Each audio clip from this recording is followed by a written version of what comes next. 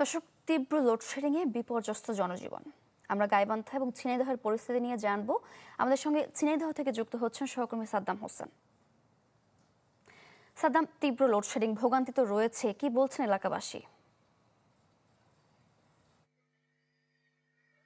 সারা দেশে না, ঝিনাইদহে কিন্তু তীব্র লোডশেডিং ছিল এবং বেশ কিছুদিন ধরেই কিন্তু মানুষের এই তীব্র লোডশেডিং এর কারণে এবং প্রচন্ড গরমে জনজীবন অতিষ্ঠ হয়ে পড়ে। তবে একটি বিষয় যে আমরা দেখেছি যে গতকাল থেকে আজকে সকাল পর্যন্ত কিন্তু লোডশেডিং এর যে পরিমাণ সেটি কিছুটা কমেছে। এছাড়া অন্যান্য সময়ে যে লোডশেডিং সেটি কিন্তু তীব্র আকার ধারণ করেছিল। বিশেষ করে রাতের বেলায় যে প্রচন্ড গরম, এই গরমের মধ্যে লোডশেডিং এর কারণে মানুষের জনজীবন অতিষ্ঠ হয়ে পড়েছিল এবং এর ফলে কিন্তু মানুষ ঠান্ডা, কাশি ও ডায়রিয়া রোগেও আক্রান্ত হয়েছে বলে অভিযোগ করেছেন এবং হাসপাতাল ও রোগীর সংখ্যা বৃদ্ধি পেয়েছে। বিশেষ করে বর্তমানে যে এসএসসি পরীক্ষা চলছে, এই লোডশেডিং এর কারণে এসএসসি যারা পরীক্ষার্থী রয়েছে তারাও কিন্তু বেশ বাধাগ্রস্ত হচ্ছে। তো আসলে আরেকটি বিষয় যে এখানে যে অজো পার্টিকো পক্ষ থেকে কিন্তু জেলা জুড়েই গত পরশুদিন সারাদিন মাইকিং করা হয়েছে যেন বিদ্যুৎ সাশ্রয় করা হয় এবং অযথা বিদ্যুৎ চালানো বিদ্যুতের ব্যবহার না হয়। এছাড়া সরকারের নির্দেশনা অনুযায়ী কিন্তু এই বিদ্যুৎ সাশ্রয়ের ক্ষেত্রে নির্দিষ্ট টাইমে দোকান, অফিস, আদালত এগুলো বন্ধের যে নির্দেশনা সেটা কিন্তু মানা হচ্ছে। তো আসলে এই বিদ্যুতের যে লোডশেডিং এটা আর কারণে মানুষের যে চাষাবাদেও কিন্তু ব্যাপক সমস্যার সম্মুখীন হচ্ছে, কেননা সেচ এখন ধান আসলে ধানের যে সময় এখানে সেচের প্রয়োজন রয়েছে।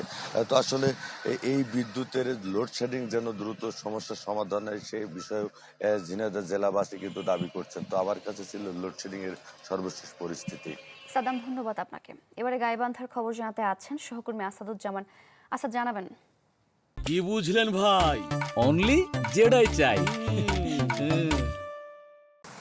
সারিকা, অন্যান্য জায়গার মতো কিন্তু গাইবান্ধাও তীব্র লোডশেডিং দেখা দিয়েছে। এখানে বেশ কয়েকদিন থেকেই লোডশেডিং এর চাপ আরো বেড়ে গেছে। এসএসসি পরীক্ষার্থীরা কিন্তু চরম বিপাকে পড়েছে। পাশাপাশি কর্মজীবী মানুষ যারা কলকারখানাগুলোতে কাজ করে বা ছোট ছোট কারখানায় কাজ করে, যে সমস্ত বিদ্যুতের উপর নির্ভরশীল, সেগুলো কিন্তু কারখানাগুলোতে শ্রমিকরা কিন্তু অলস সময় পার করছে। আজকে গাইবান্ধায় গতকাল থেকে কিন্তু প্রচন্ড বৃষ্টি হয়েছে। রাত কোথাও একটা, কোথাও দুইটায় এই আপনার বিদ্যুৎ কিন্তু চলে গেছে। তা যাওয়ার পরে এইমাত্র বিদ্যুতের আসছে, এটা আমি দেখতে পেলাম। তো আমি যেটা জেনেছি যে এখানে গাইবান্ধা নেস্কো 1 এবং গাইবান্ধা 2 যে রয়েছে সেটাতে কিন্তু তাদের সাথে আমি নির্বাহী প্রকৌশলীর সাথে কথা বলে যেটা জানতে পেরেছি, তিনি আমাকে জানিয়েছেন যে চাহিদা মোতাবেক এখানে তাদের যে বিদ্যুৎ মেগাওয়াট পাওয়ার কথা সেটা কিন্তু পাচ্ছেন না। তারা প্রতিদিনই কিন্তু 3 ওয়াট থেকে 4 ওয়াট মেগাওয়াট